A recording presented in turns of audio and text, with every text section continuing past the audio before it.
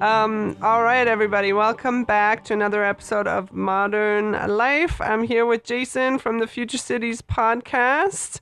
Hello. We're going to be talking about Encounters at the End of the World. It's our first documentary that we're doing. It's a movie from 2007. But before we get started, Jason, what's on your mind? So I cannot stop thinking about the world record egg Instagram account. I, Uh, I had I had never heard of this.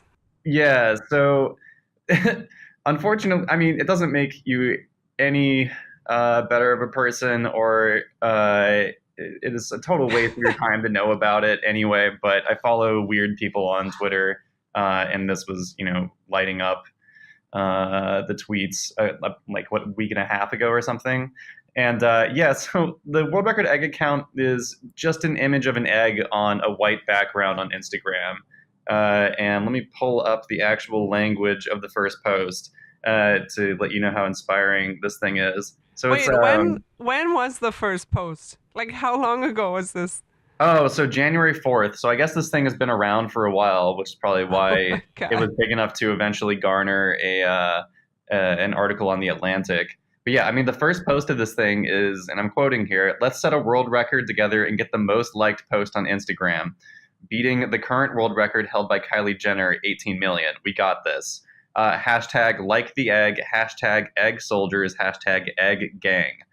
And so Excellent. again, this is just a picture of like a kind of brown speckled egg. It's not a charismatic egg on a white background, just kind of begging people for likes. And it worked. It got like over 52 million. I mean, close to 53 million likes. So obviously, uh, beating the hell out of Kylie Jenner's post. By the time the article appeared on the Atlantic about it, people were just losing their minds. And like anyone from, am I allowed to say the F word on this? I feel like I am. Yeah. You Yeah. can. Yeah. Any account from like Fuck Jerry.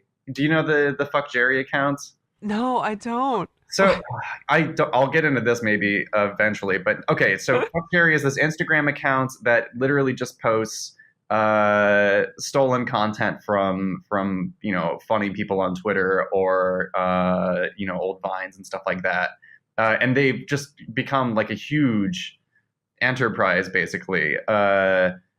And they're called Jerry Media. But anyway, so like this group was like trying to they approached the egg account and like were asking them to or like they pitched an idea to that the egg would hatch, and then like a miniature Donald Trump in a chicken suit would jump out, and then the words "impeach Trump" would appear in the egg as Trump did the chicken dance, and like That's people were very talking specific.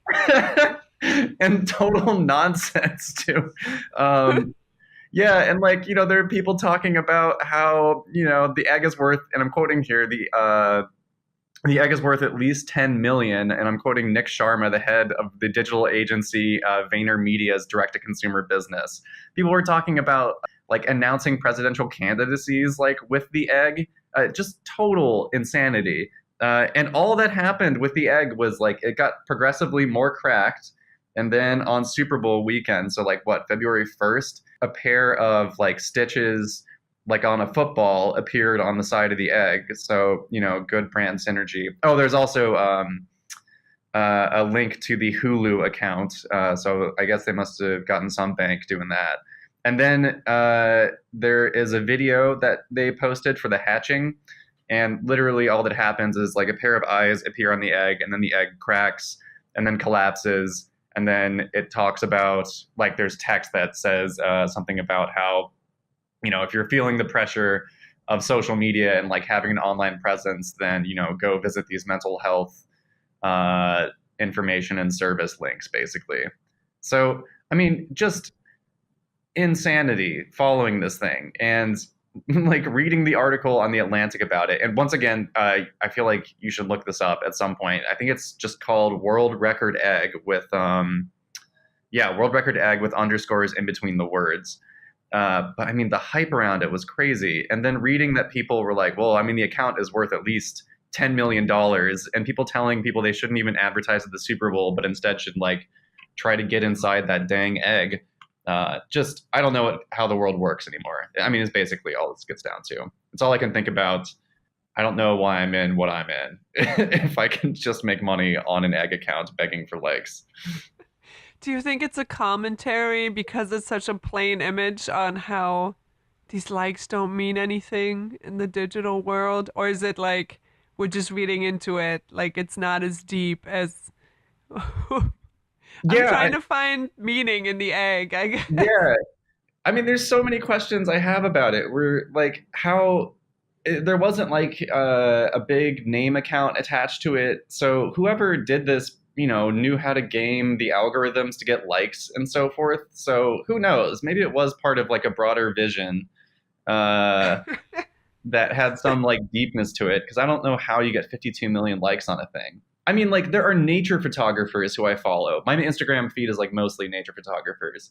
And I like pulled up the first post and a ton of them had liked the stupid egg. And like, these are all like 50, 60-year-old nature photographers. It's just like, what is happening? How does this happen? Like people just want to be part of the moment, the dang egg account. All right. Anyway. um, did you want to do your other one? What is this? What is the fire festival you were telling me Oh, about? yeah. What is So that? the Is fire it like Burning Man? Fire Festival was the product, and I'm already forgetting the guy's name because I've been studying too much for exams. Where now I have replaced this person's name with like a famous scientist. But anyway, so there's this. I don't even know how the business world works or marketing works or anything like this. But basically, this guy claimed to have gotten or claimed to have bought an island that gosh, who was it? Pablo Escobar used to own. I don't remember if it's Pablo Escobar or El Chapo, but some Huh. drug kingpin. And then they thought to have like the coolest party ever for wealthy young people. They got a bunch of Instagram models like down to the island and shot a commercial for it, and then started raising money. And it just got way out of hand. Who was it? Ja Rule was part of it, like doing hype for it, and actually pretty well involved. Fuck Jerry Media. I'm sorry. So Jerry Media, is attached to the Fuck Jerry account, was also doing promotion for this. And anyway, long story short, it ended up being just a huge disaster, where they didn't get any of like the housing finished in time for people to show up. Catering was a nightmare. I mean, they had like um, just like open face sandwiches with like a slice of bologna and cheese. And I mean, people were paying like over $10,000 to fly out to this island to go to this festival that was supposed to be this premier music festival. Oh, well, all the tents got rained on the like night beforehand, so people showed up and like their luxury tents or whatever, like the mattresses are just soaked along with like all the sheets and pillows and stuff. Just classic. Like if it was an intentional grift, I would be really happy about it, honestly, because it's just for like a lifestyle and kind of person I can't even begin to relate to. But it wasn't. Instead, it was just like a bunch of marketing weirdos who like shot for the moon and fell way way Man, short. it I mean, sounds like the when they did the Olympics. Where was it in Russia? And it oh was yeah, just yeah, the Sochi Olympics, yeah. Yeah, but there's two documentaries out about it. One on Hulu, one on Netflix, and so Oh, no, no, no. I did see the picture for it. yeah. I Now it's mean, ringing a bell. Yeah, yeah, yeah. There was something on Hulu. yeah, Yeah. you should watch at least one of them. I've heard people say like watching both of them is totally worth it, which tells you how cathartic it is to see a bunch of people who are willing to pay like $10,000 have to like reckon with wet bedding and like a bologna sandwich. It That's feels pretty amazing. good. That's awesome. Yeah. Anyway, what do you got? So my thing is I was reading in the New York Times and there's a few articles about this actually. It's about the classicist Emily Wilson. Uh huh. She is the first woman to translate the Odyssey into English, which Oh, is which is amazing to me. Like there have been 60 translations into English, and they've all been done by men, which is like I can't believe it took until 2019 for somebody to translate this into English. I find that absolutely fascinating. Um, and like her style of translation is very they had a few examples of it, and I have never this is one of those things that's just in social consciousness, and you sort of know about Odysseus and his journey, but I've never actually read it. Yeah, um same, never. yeah, and yeah, her style is really, she doesn't try to make it rhyme or like comply with like a meter or anything, which I really appreciate because I think it um that way you can be a little bit truer to the translation instead of fitting it into these like English molds. But then also what I thought was interesting is that a lot of translations don't acknowledge the fact that he has these female slaves on his island where he lives, and they're always translated into girls or maid servants, or it just completely kind of glosses over the fact that these women who then later get murdered by his son Telemachus, um, like in some translations, and even calls them like whores, and none of it shows kind of like a misogynistic take on the original text because she's like, it doesn't say whores in the original text, but obviously someone in some century, like their views on women's behavior has kind of influenced the translation. So I feel like once she's done with it, this might be actually something I finally get to read because it sounds, I don't know, fascinating to read like her take on it. Yeah, that sounds interesting. And it's weird thinking like, yeah, so one, it could be like a misogyny sort of thing, but I also like the idea of who wrote the Odyssey? Was it? Homer, right? Am I crazy? Okay. Yeah, that's what I thought as well. I like the idea of somebody being like, well, we have to be gentle with the image of Homer. Like, this guy is long dead. The idea where it's like, let's be clear, he did not have slaves. He just had whores or whatever on the island. Right. Like, Yeah, that is strange. who's protecting the reputation of Homer? That's a good point. But yeah, I think we're ready to dive into the main topic, right? Yeah, let's do it. This is my first Werner Herzog film. I've Is it? never, yeah, I don't, I was going through his like thing on IMDb and I was like, I know these movies, I have never seen a single one of these. Oh man. Well, okay.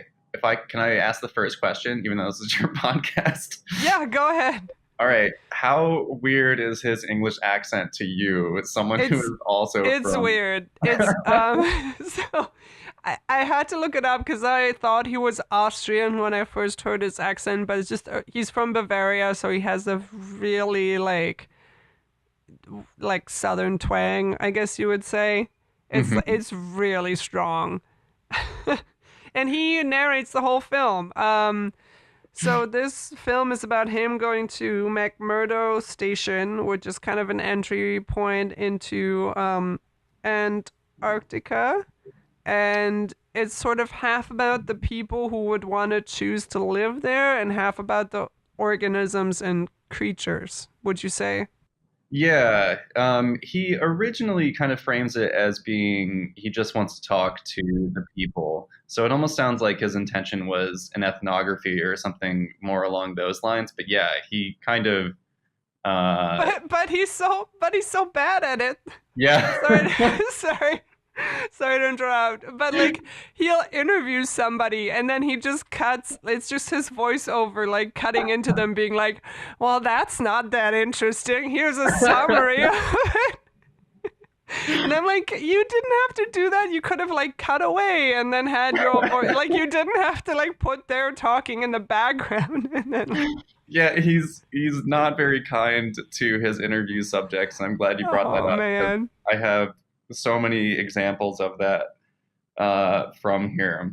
I don't know if you have a specific route that you want to take with talking about this, but yeah, No, no, just go ahead. he's so funny. Yeah, I guess when you asked what I wanted to watch, and I had to like think about nature documentaries, this is the one that stuck out among all of them as being, I don't know, compelling beyond just like, look at the cool animals, which, I can certainly talk about for a long time. But Werner Herzog is such a bizarre person that every documentary he makes kind of ends up being about him, which Ah, okay. which maybe is true of so many of pretty much all documentaries, but it seems more especially obvious with Werner Herzog. Did you? So you never saw Grizzly Man then, where he? Um, No, what's that one about? oh man, it's the one where he or I'm sorry, he finds all this footage from this one person. Shoot, I'm so upset I can't remember this person's name. He's this guy was like a failed actor or a struggling actor from Los Angeles, and then I don't remember the series of events that led him to do it, but he uh, just decided to start flying up to Alaska and just watch out over these grizzly bears to, ostensibly to like protect them from poachers. So there's all this footage of this guy like living around grizzly bears in Alaska. And it's like beautiful footage, and the person's just a really strange guy. Like, what is the pathway that leads from failed actor to grizzly bear watchman, who's not getting paid for it, by the way? This Huh. is like all volunteer hours that he's doing. And at like, I mean, the ending of the film is him and his girlfriend getting eaten by grizzly bears. What? There's no video. There's no video footage. There is audio, but Werner Herzog won't even play the audio. And there's this scene where he like, I think he's talking with the mother who has a copy of the audio, uh, and Werner listens to it, and there's like a shot of him listening to it and looking increasingly unsettled and nauseous or whatever, and then he puts the headphones down and then tells the mother like, you need to destroy the audio or whatever. I don't think she herself had ever listened to it. So Huh. Oh yeah, God. yeah, I mean, it's a fascinating documentary, but it's also like very Werner Herzog. We're just like, dude, you're making a documentary about this. Like, you don't. We're all here because we know this person gets eaten. It's a strange thing that you're not only one, not letting us hear the audio, and number two, you're telling the mother to destroy this like documentation of it, which I don't know. Maybe it's healthy, but one of those weird things of like Werner Herzog rescuing people and knowing the right thing to do in like various situations. Yeah, that is strange, and that we're also then just watching his reaction to it as the Yeah, footage, right? I don't know. yeah. We're still spectating it. Like it's not even though it's like such a principled stance because, now we just have like a third hand account basically. So it's just like weird choices like that, always make me watch a Werner Herzog documentary. Although when I was looking through Netflix, he's done a lot that I would never watch probably. He did one on like texting and driving, just like really pedestrian kind of stuff that I don't think he could hold my interest even with Werner Herzog at the helm.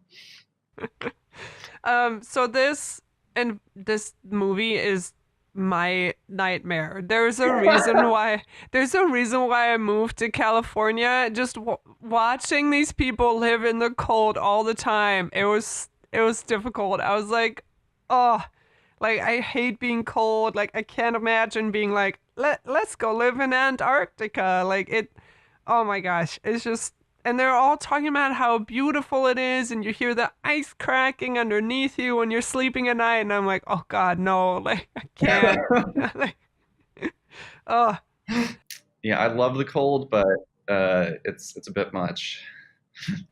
and this reminded me of over the summer I ran into there was like a when I was in Germany visiting, one of them my family friends had like a party, and there were a lot of older people there, and one of them had been a marine biologist up in Russia, but at one of these like marine stations where you have to like wait for the food to get flown in, and the people living there really only are there to kind of supply these scientists with.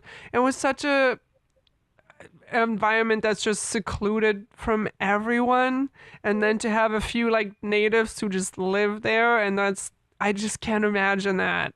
Like Yeah. maybe for like a few weeks for like my research, but to like build my whole existence around that, I find that so. I'm like despairing just thinking about it. I don't know. Yeah. So actually, when I lived in Colorado, and after I had left Whole Foods, actually, and a little bit before, so I worked at a place called the Institute of Arctic and Alpine Research, INSTAR. And so, like, they regularly send people to like northern Greenland and also McMurdo and a couple of other research stations in Huh. Antarctica. And so, like, I worked with the weird scientists who do this and like can isolate themselves and for the sake of launching weather balloons or whatever. uh and yeah, I mean, it's intense.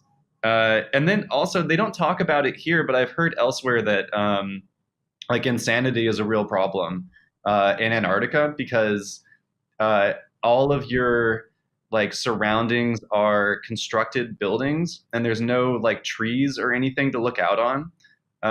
There's no, vegetation basically.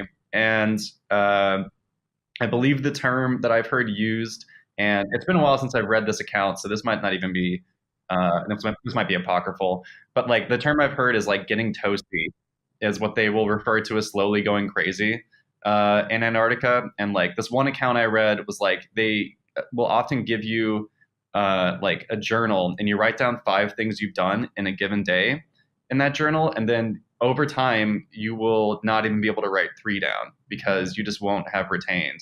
People will talk about like blacking out and like waking up eating in like the cafeteria where they just haven't retained anything else that has been happening to them recently. So it's Really? this weird like falling in and out of consciousness. Maybe it's improved, but back in the day, I guess it used to be a real hardship station, even beyond like the cold. Man, that's fascinating. Because I was also actually thinking about um, how creative these people are that live there. Like everybody plays like an instrument. Like maybe it's because you don't have anything else to do. But it's not like me spending time scrolling through my phone and I'm like, oh, what did I do at the last hour? Like I didn't do anything, which I've been trying to be better about. But you always see these people kind of engaging in some activity. But maybe that was just the framing of the documentary.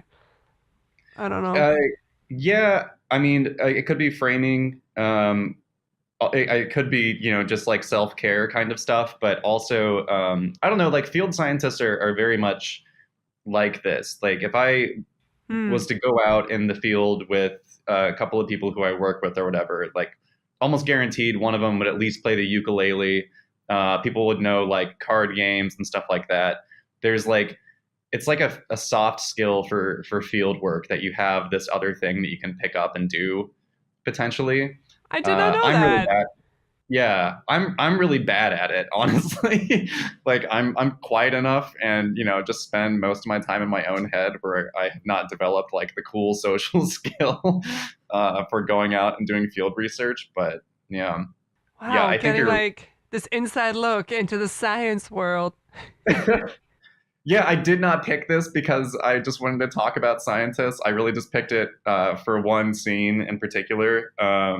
Which scene? The penguin one. Oh, I thought. Okay, I'm confused about this.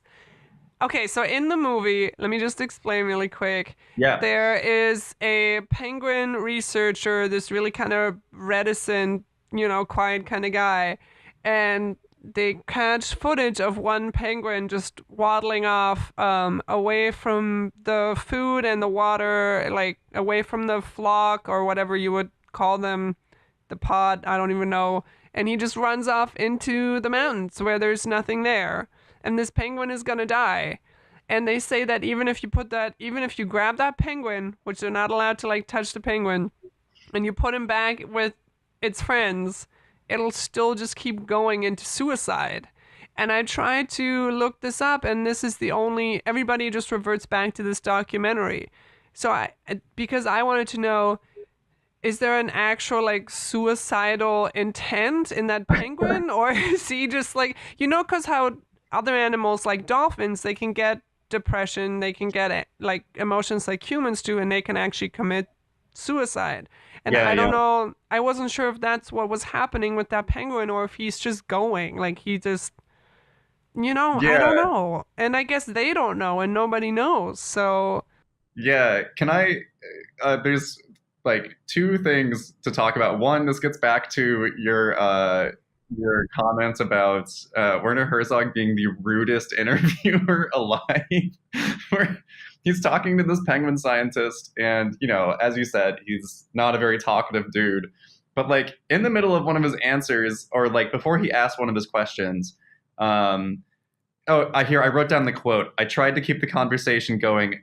So like that's the bit of narration, which is him saying like, this guy is a huge pain to talk to, but for your sake, dear viewer, I have tried to keep the conversation going. So that's what this next question is going to be about. Literally, just like, well, shoot, I traveled all the way out here. I have to get something out of him for you people.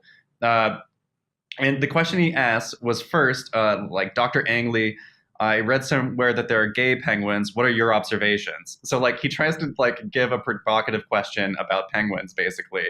And the scientist gives a very scientific answer about like, well, there's misidentification. There's maybe something akin to like prostitution or whatever. These like really weird answers that you wouldn't normally get from a penguin scientist. All yeah, because Werner because Herzog. who's talked to a penguin scientist? This is like a cool moment. Yeah, and it's this weird thing where like you get these questions asked because Werner Herzog's just like, this person is insufferable, but I'm down here. I have to shoot this stupid documentary, so I'm going to ask something. And then the follow up to that is what you were getting to, and I wrote down this quote too. Is there such a thing as insanity among penguins? I try to avoid the definition of insanity like derangement. I don't mean that a penguin believes that he or she is Lenin or Napoleon Bonaparte, but could they just go crazy because they've had enough of their colony? Like, imagine being a penguin scientist and someone asking you that question. Like, I can't even fathom the idea of like, I'm not saying that a penguin thinks it's Lenin or Napoleon Bonaparte. He's just such a weird interviewer. And then, yeah, the scientist goes into the thing where, like, well, some of them seem to get disoriented, which is, a scientist being careful about their language, saying, like, I don't know about insanity, but they do this one behavior that is, the only outcome is that it's their own, like, certain death, where instead of marching to the sea to, get fish and fatten up again, they instead walk toward, like, the interior of the continent. And, yeah, like you said, if you turned them around, they would just march back into the mountains. Like, yeah, no one asks those questions ever. Like, it's not really part of a scientific paper anywhere. So, yeah, all other queries you could put to Google just bring you back to this because this is like the Yeah. only time where someone has ever thought to ask if a penguin experiences insanity. But it's he's saying disoriented, but then he's also saying if you put the penguin back with its flock, it still keeps going. So is that really disorientation or is that like I'm on a mission to kill myself? My brother is also like couldn't stop talking about this to me because we were just like penguins are his favorite animal and he was kind of like working while I was watching this movie and he was just like mesmerized by it. He's like, "What?" He's like, "The penguin just goes off." Like, yeah, and we just don't know. We can't answer that question. Yeah, and it's funny because like even Werner Herzog's question maybe has the answer in it, where he asks, not like Lenin, not that they think they're Lenin or Napoleon Bonaparte, but could they just go crazy because they've had enough of their colony? And like that behavior almost seems like, well, yeah, maybe they just fucking hate being around other penguins. Uh, and But that shows a certain kind of like emotional maturity that we don't expect from penguins, right? Like, potentially. My other favorite thing about that moment where they're interviewing him with the penguins is like he's asking that question, and instead of filming the person he's asking it to, because it's a long question, they're just filming penguins doing penguin things when they're just sitting on a nest, which is just waving their arms around and like pointing their head in the air and just kind of like making noise. So it's like heavily implying that like, well, everything penguins do is kind of insane. Look at this. Like, what is the function of any of this behavior? Oh man. Yeah. Yeah, the penguin scene stuck with me. I'm glad your brother like picked that one out too. I think about that all the time. So a little bit more about the station that they said in the documentaries. There's about 1,000 people living there. And do they have internet up there? I forgot to look this up. I think they probably do now, Yeah, but right? I would think so. I don't know what would I stop couldn't them. tell you anything more than that. And there's Uh, in the very beginning, the person he interviews goes, there's a certain person who lives in Antarctica who jumps off the margin. And I think it's kind of a perfect quote to set up this movie. Because yeah, the more people he interviews, the more you're like, these are very like strange people. You know, like yeah, there was the one person, and I don't have her name written down, but she talks about all her adventures in the world until Vanna like cuts her off. She's talking about how she's gotten like kidnapped in Africa and so on and so forth. And then they cut to this, they have like a stage and like a performance thing set up. And they're talking about how her act is like one of the most popular ones. And she puts herself like in a duffel bag. Do you remember this? yeah, yeah. No, And yep, and then they cut like holes into the duffel bag and then she like walks around in the duffel bag. And I'm yeah, just this is so upsetting to me. Why are you why are you wasting this perfect why are we cutting holes into perfectly good bag? I how is this funny? Or like he will show something to us but then not explain it and I'm like I don't get this, but I don't know if maybe I need to live in Antarctica to get this, or I don't know. It was just really strange. yeah. Like, yeah, they first like cut holes so she has her arms through, so you're not seeing her face, and then like some dude comes and lifts the bag up, and she just has like her arms hanging out of it. And yeah, And then this is everybody claps, and I'm like, wait, what are you not showing me? Like I don't understand. yeah, this is very much like a talent show when you're down there and it's like stupid human tricks, basically. And like, look, we're all going to be stuck together for a long time and we can't just like keep going back to our rooms or whatever. We have to do something. But yeah, no, her stories were crazy. We're like, what was it? She uh like climbed on the back of a truck that had like sewer piping and then rode like from some Central American country to some South American country, like just looking out of a sewer pipe, smuggling herself across the border. Yeah, just But then also, like, I didn't know why she was doing all these things. Like, she yeah, was no, putting herself into danger repeatedly, and I'm like, are you just like a thrill junkie? Or, like, I don't know. yeah, no. I also was really unclear on that, and like there are a lot of moments where it's obvious that like Werner Herzog is not a scientist, and he kind of just thinks that scientists behave totally like abnormally or whatever. And that's one of those moments where I'm like, was there exposition about that? And he's like, well, this isn't important. Like, this doesn't explain this any better. But like, there's no scientific research that would require you to smuggle yourself across the border. You have like review boards, and it's strongly discouraged that you do highly illegal things. You know?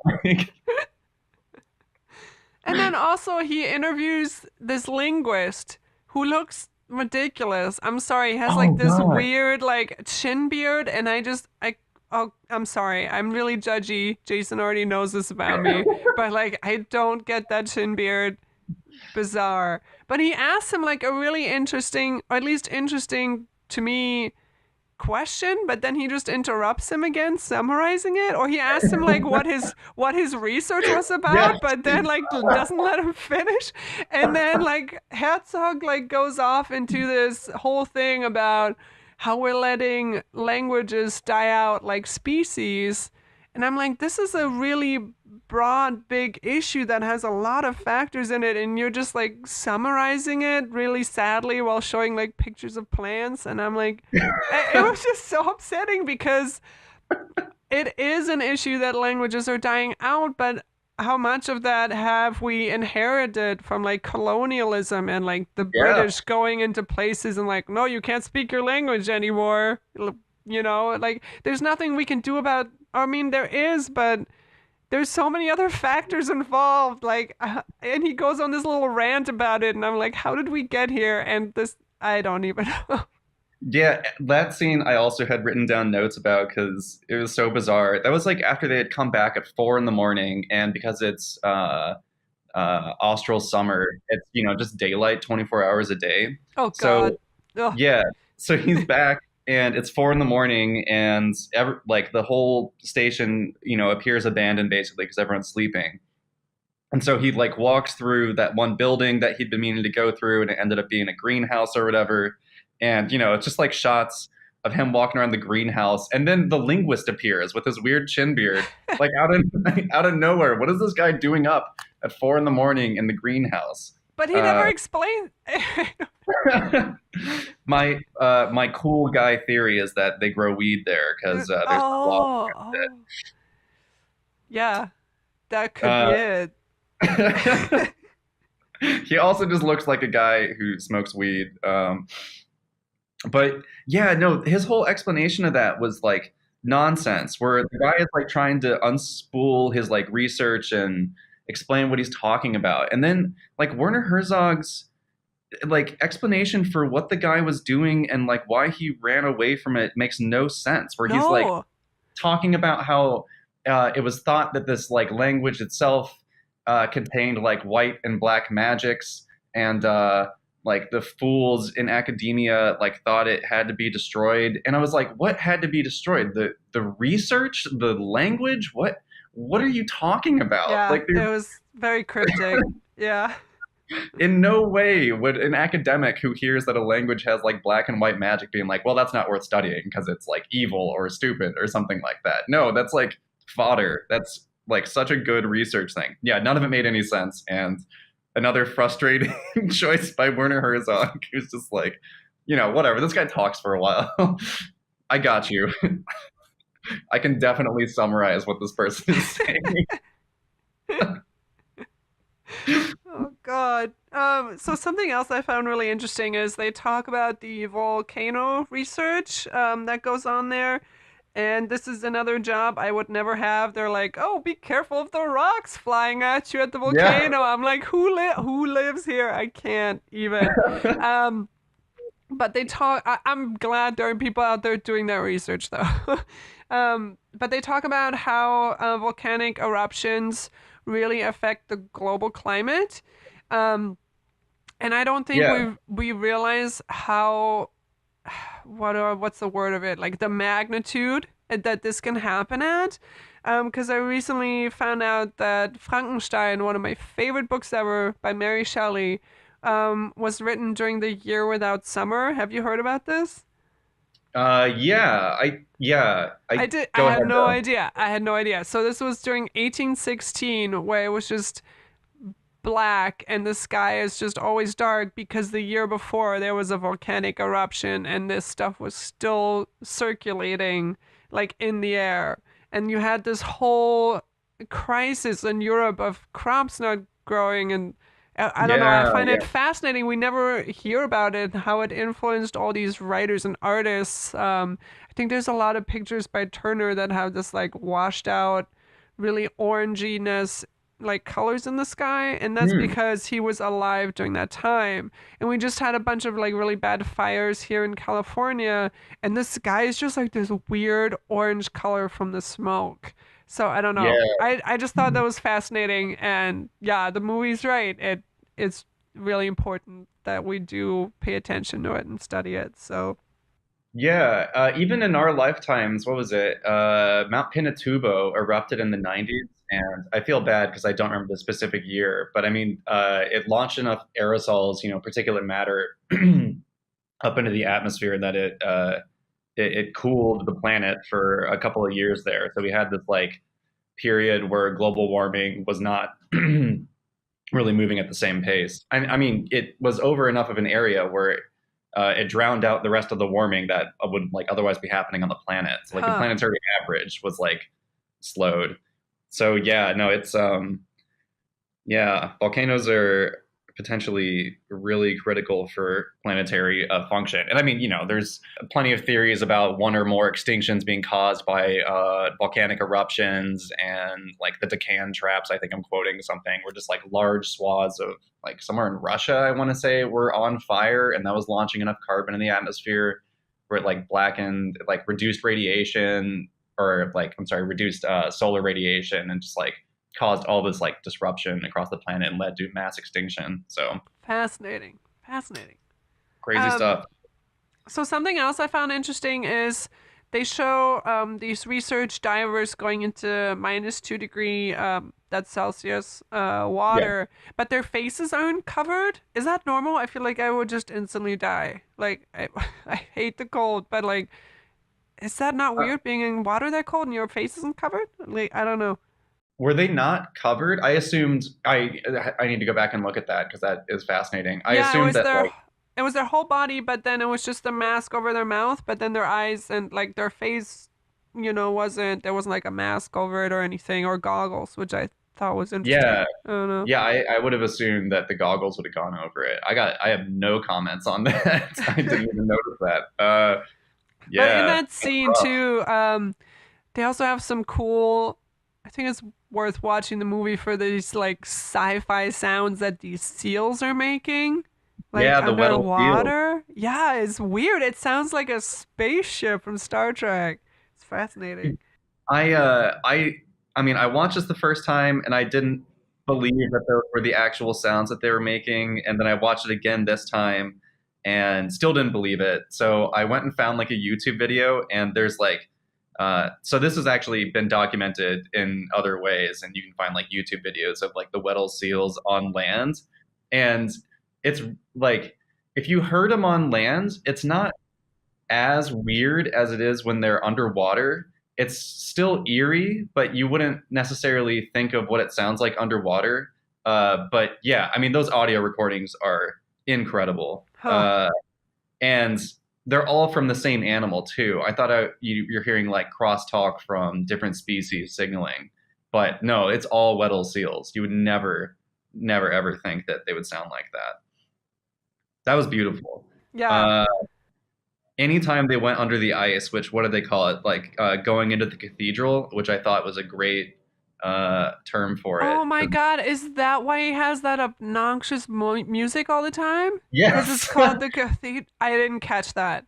yeah. I'm sorry, I was going insane. Finish your thought. Finish your thought. I have comments on the music too, but yeah, that's the yeah, it's called going into the cathedral. So you're underwater and you have this like small entrance point basically, because the sea ice goes out pretty far, so they drill in this one area Oh and yeah, you this dip is under. insane, and they have to find their way back to this hole. Oh my Yeah, God, I would just die. Like, how could you find your way back to this one? I'd be like hacking on the ice. Let me out! Like, oh yeah, God, this whole movie was just me like gripping onto the couch, like, oh God, like, oh, yeah. terrible. And they talk about like you have a line that you can use, like that's a normal diving technique, but they prefer the freedom of movement, so they Oh, don't even use the line. So they're really totally relying on being able to find it again quickly. But yeah, and I'd like to think that I would probably not freak out, but as I was looking at that, I was like, oh my God, yeah, you have like what 12 feet between you and the bottom, and there's just like you know, I don't know how many meters of ice above you. You can't break through that. oh God. Yeah, just like Oh real. yeah, because they have so in the movie they show them drilling into the ice and it's a really large drill, right? It's Yeah, not like ice fishing and you just hack it open. It's like a industrial tool that they have to use. yeah, where they're like bouncing it up and down to like try to get that core out. Yeah, it's That's true, yeah. Wow. yeah. There's no getting out of there. I'm glad the music was like driving you insane. But like to a degree where I had to actually plug in headphones because my roommates were like yelling at me. They're like, "What on earth are you listening to?" And I thought it was just because he was like a weird German guy who was. We have a lot of churches, and like maybe that's what he was into. Like I cannot even describe. Like at the end there was like a weird, like a bass choir singing. I Yeah. I couldn't even tell you like the pictures of these underwater environments because I was just like starting to get like hypnotized by these. So strange, so strange. And at one point there was like a weird scratchy string that was supposed to be Um, like music. I've never seen such a bizarre like music choice in a movie before. I don't think. yeah. I don't remember the scratchy string thing, but uh, it's almost like his music choice is almost patronizing in some ways. Where it's just like I need to really, or I don't know if it was patronizing. It was probably more an effort to be like I need to really play up some of these images. He gets plenty of like cool ones, certainly, and thematically it matches with the cathedral idea. In a lot of these places, like there's another point where they're in the volcano or at Mount Erebus, and they go into one of the thermal vents that carves out, the ice basically, where they really go heavy on the cathedral music as well. And that was such a funny scene for me because like there's maybe 5 seconds of really beautiful footage where there's clearly like freshly formed ice crystals that are really delicate and hanging, and not just like icicles. I mean like intricate crystal formations and stuff. There's 5 seconds of footage of that, and then like 30 seconds to several minutes. I don't remember how long it was because the music was hypnotizing me. Where they, it's just like him crawling through really tight spaces and kind of just like it's just ice or whatever. It's not really that remarkable, Oh but yeah, they're yeah, like yeah. they're going real hard on the cathedral music to like maybe it did feel like that when you're there, but for the most part it looked like agony being the camera person trying to like crawl through these spaces and all that. Yeah, it was like these baritone in like monk incantations. Yeah. It it was really strange. Like it really for me took away from the movie. That was my Yeah. that's like my main criticism of this movie. I actually really like this movie. Just that music like that did me in. Yeah, they could have used some like yakety sax for a couple of these. But, I had So sorry, go ahead. no, I was gonna say I also had another note in terms of like the cool characters they find that one welder who's like Aztec royalty, and he shows you his hands where the lines of all of his fingers are perfectly matched up.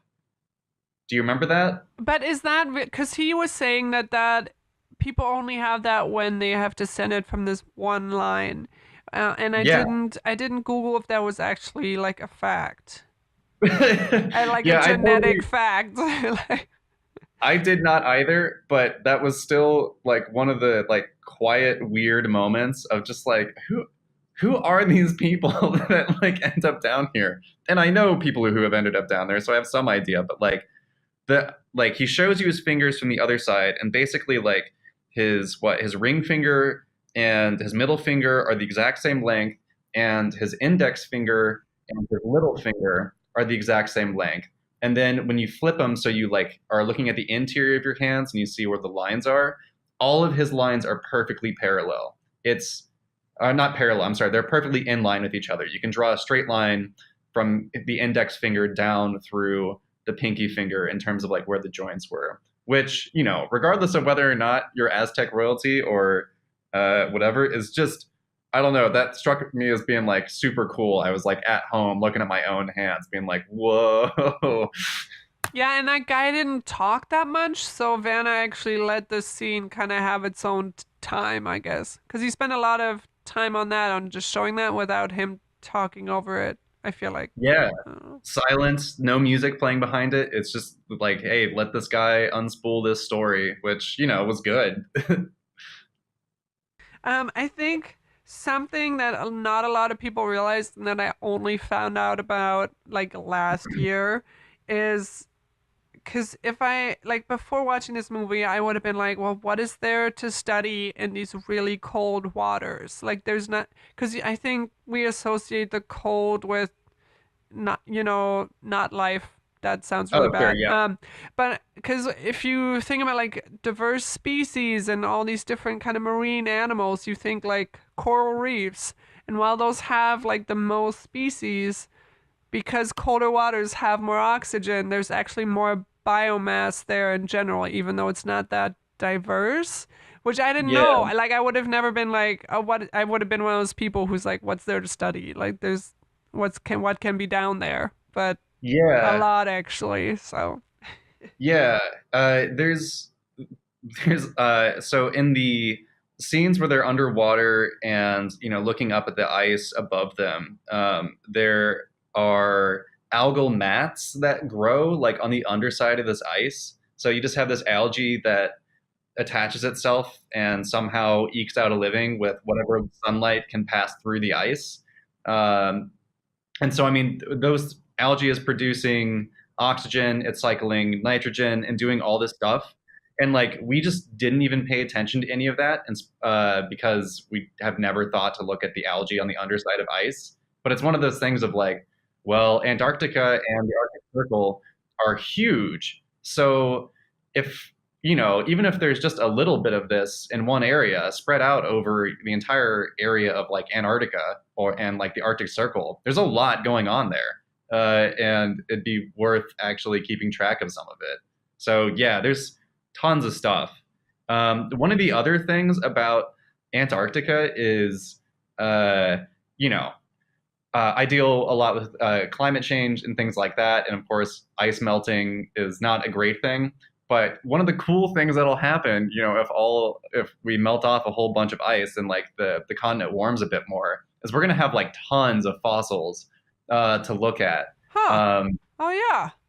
yeah, that like we don't have access to because it's under too much ice, basically. More So like, global warming. More yeah, global exactly. warming. So let this go on record that I'm for global warming.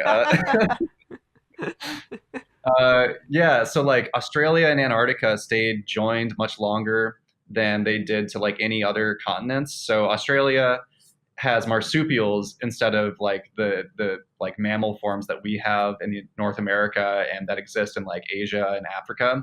So they're full of marsupials, and they've developed all of these like species and these ecosystems that just center around marsupials. And if we get Antarctica unfrozen, then we're going to have a longer look into the past of really well preserved fossils about like how did marsupials evolve, like what was like the common ancestor through all this stuff, and just like a whole bunch of species that we've probably never seen before. So That is so interesting. That is oh, awesome. Huh. one last thing, it's also the place to find pieces of like comets. It's one of the places that we've been able to find chunks of Mars that are on the planet because nothing happens down there. Like there's not a lot of biological. Disturbance. Yeah, so I mean, like you might get snow over it, but you're not getting like rainfall or something like that that slowly destroys rocks over time. So that's the place where you go if you want to find chunks of meteors or chunks of Mars and stuff like that. So there's a lot of weird stuff going on in Antarctica where if you aren't thinking about it, you would never have any reason to suspect that it was half as cool as it is. Yeah, and people like there's this whole like rush to freaking Mars right now, which is like we Yeah. have a million things and problems here. Like I can't even get my phone to work yet you want me to like live in Mars. Like we're not there yet. Like but the South Pole wasn't even reached like the proper South Pole until 1911.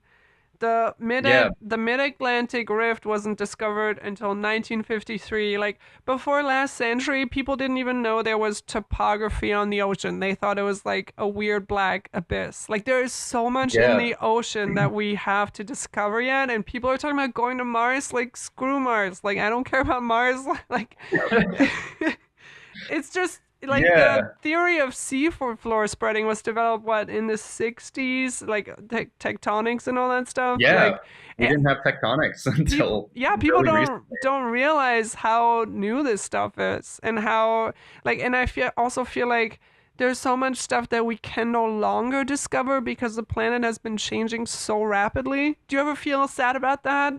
I don't know. Like like Yeah, when I you professionally feel sad about that, in fact.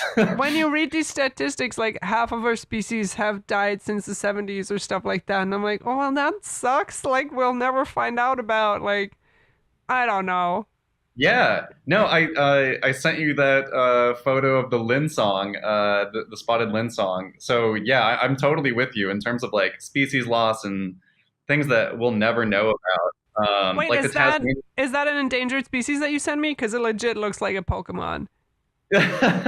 Yeah, so I recommend looking up the spotted Lin song, S what is it, Linsang. It I don't know if it's endangered or not, but it doesn't live in a whole lot of places. And it's also like crepuscular, so it like is mostly active during dawn and dusk. So there aren't even a lot of good photographs of it. But Huh. I saw that and I've been obsessed over it. I don't know its evolutionary history or whatever. But I mean, yeah, there's so much like cool stuff. Like the Tasmanian tiger. Have you ever seen a photo of that? I don't know that I have. Oh, it's another marsupial. Is It's that this so? It's a smaller. That's a smaller cat thing, no, right? Oh it's no. giant. Oh, I mean, never it's like as mind. big as it's not giant. It's like as big as a large dog or I don't know, kind of tigerish sort of thing. But just has like the longest, like impossibly large mouth. It just looks prehistoric, and now it's Huh. history. Like the last one went extinct sometime in the last Oh, century. why would you But I tell mean, me this? Oh, it's so sad. no, I mean, but this is yeah. I mean, it's a huge bummer. We have we're losing a lot of stuff. And going back to your thing about the languages too, we're just thinking about how we're all like kind of funneling toward just a couple of languages, in the grand scheme of things, to actually use professionally or that are going to stick around. It's a bummer. Oh, I got nothing. This is why I do what I do. Where I'm like, we should try to keep some of this.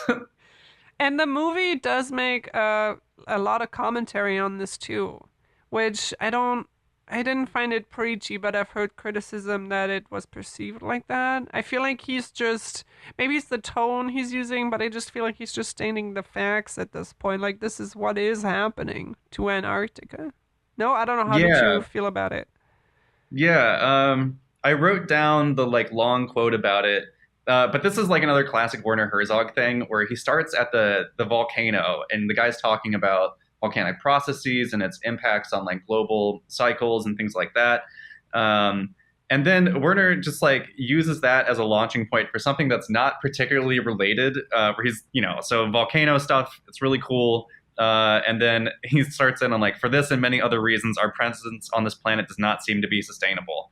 And like, no, the volcano has nothing to do with like Oh, sustainability, yeah. like Yeah, it's a weird human presence. transition. Yeah. Yeah, it was like just an abrupt sort of thing where it's like, okay, and now I want to talk about this thing, and that's fine. But yeah, so he gets into a lot of this stuff. I think I would definitely dispute the claim. Well, okay, I can't dispute the claim that there is talk all over the scientific community about climate change. That part is true. I give that the seal of truth, stamp that on. But then he's like, many of them agree the end of human life on this earth is assured. Um, and I don't think there's consensus at all on that. That's a bit dramatic, you would say. Yeah, that is reaching a lot. I mean, of course, we're like worried about. So I mean, there's like papers that have talked about us living way, way, way beyond our means, and have pushed the planet kind of into really serious danger zones for a lot of things, like nitrogen cycling, stuff like all the fertilizers that we lay end up really messing up the ocean and rivers and stuff like that. But for a lot of the stuff that he's talking about, it has more to do, honestly, with like human processes that like aren't really climate change related. Like species loss is mostly driven by uh, conversion of like landscape from like natural forest to like farmland and stuff like that. It's like palm oil and planting palm trees where there used to be forest for like orangutans and things like that. So there's some stuff that he talks about where like I think the broader point is still fine. And this was what 2006, 2007. there still wasn't like great consciousness at the time or people taking climate change appropriately seriously. So, I'm willing to give him a pass on all this. He didn't say anything where I was immediately just like, no, I cannot cannot let that sit. There's just, small points I would maybe talk about. He does talk about what human life is part of an endless chain of catastrophes, the demise of the dinosaurs being just one of these events. We seem to be next. And I don't know what he's talking about there. Like, that's even just grammatically in terms of the words he's using. Just like, how is human life like the demise of the dinosaurs? Yeah, it Which, sounds like dinosaurs were humans the way he's saying it, right?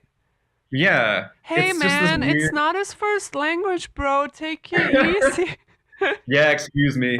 Yeah, no, and it's like what you said before, like a lot of stuff that you're listening to from his words, you're like, oh, he's not a scientist. He's like, he's a filmmaker. Like Yeah, he's trying to tell a story, and then sometimes he gets lost in his own story. I feel like.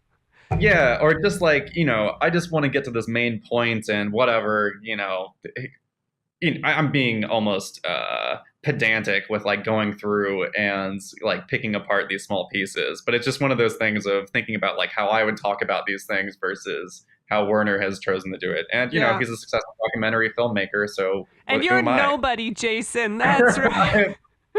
I have zero documentaries to my name. I'm a humble uh, podcaster with a small audience, so I need to sit down. The other funny thing, I guess the last point that I had was him talking about the frozen fish that they found. Do you remember that scene where they like go Yeah. under Oh, Mount yeah, yeah, Erebus? yeah. Mm-hmm. And this is also continuing on with the demise of human civilization and all of that. So we have this like space that we dug out under Mount Erebus where it's like -70 degrees. There's no like rain or snow that get into there. It's like it's going to be a well preserved place for a long time. And so he was like getting into the idea of like humans blinked out of existence and like aliens came to the planet and then for whatever reason hopped down to the South Pole.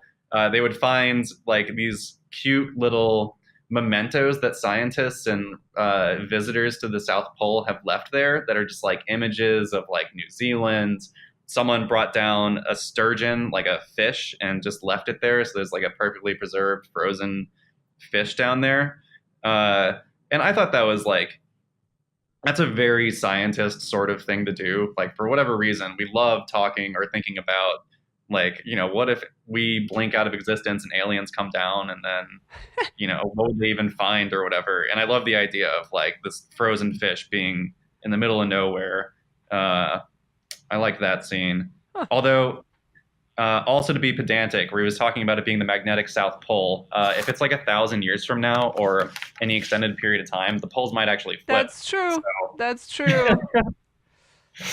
And I don't know if the listeners know this, but the geographic South Pole and the magnetic poles are different. They're not in the same place exactly. Though if you're using a compass like here, it probably doesn't make that much of a difference. no, but yeah, no, I thought the little alien discussion was pretty cool. We talk about that a lot.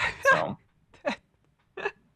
and like just another Werner Herzog sort of thing of like, I don't know, he's such like a big picture kind of thing. He's antagonistic to a lot of stuff, but you could kind of tell even he was like, this is pretty cute or something along those lines, whatever the translation of that emotion is into Werner Herzog's Yeah. world. Anyway, yeah, that's pretty much all. All you got? Yeah. Did you like it? I did. Oh, okay. Besides that like weird Latin chanting, yeah, I did. Um do you want to tell the people about your other podcast and what it's about? Oh, yeah. So I am a graduate student researcher at Arizona State University working on a PhD studying how we make cities more livable given the current state of extreme weather events like floods, droughts, and heat waves, and how to keep cities livable into the future given projections of climate change. We are called Future Cities Podcast. Myself, and then just a collection of other people in this research network that I'm part of. We all do a podcast together where we talk about various like urban planning and climate change and extreme weather event sort of issues. Anything from like infrastructure and like trying to figure out how to plan for the magnitude of events that we've never experienced before, to talking about social justice issues. Like I did an episode on how the undocumented community is like trying to cope with climate change and all these pressures and stuff. So yeah, that's pretty much it. Future cities. I think we're on all the major podcasting access places. Probably not Earwolf, but like iTunes and Spotify. Sweet. Yeah. So you can find Modern Life Pod always at gmail.com. You can find us at Instagram, YouTube.